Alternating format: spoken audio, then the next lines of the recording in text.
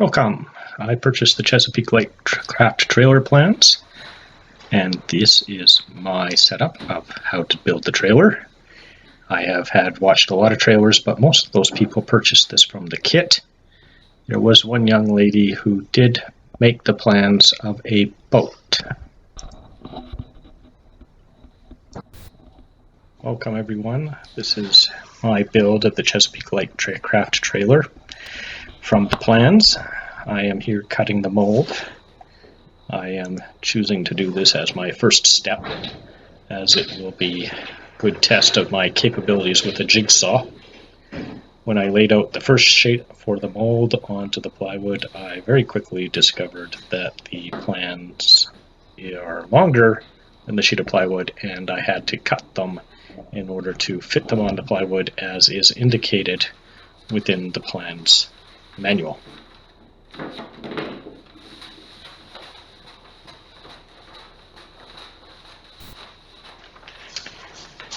Each individual design on the page had to be cut out in order to orient everything onto the 4x8 sheet of plywood correctly. I clamped them down, and then from a build that I had done for a skin-on-frame kayak, I had a whole bunch of push pins which I shoved in order to keep the rest of the paper firmly mounted onto the plywood.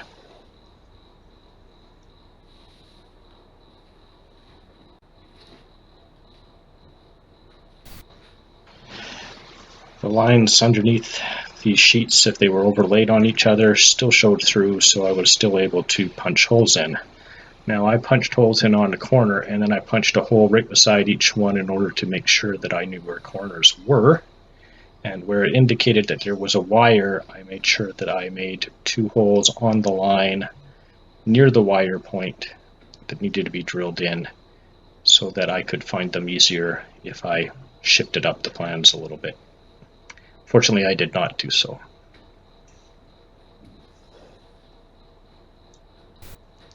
So here you can see where I have a wire hole with line. The line will go along the top, and the wire hole is towards the bottom of the screen.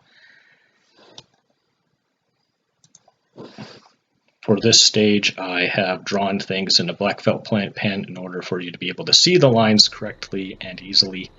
I will be using pencil going forwards after this point. Used a ruler for the very long sections.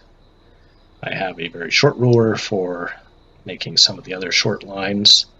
And when it came to connecting the curves, I did a freehand draw because I punched a lot of holes into the plywood.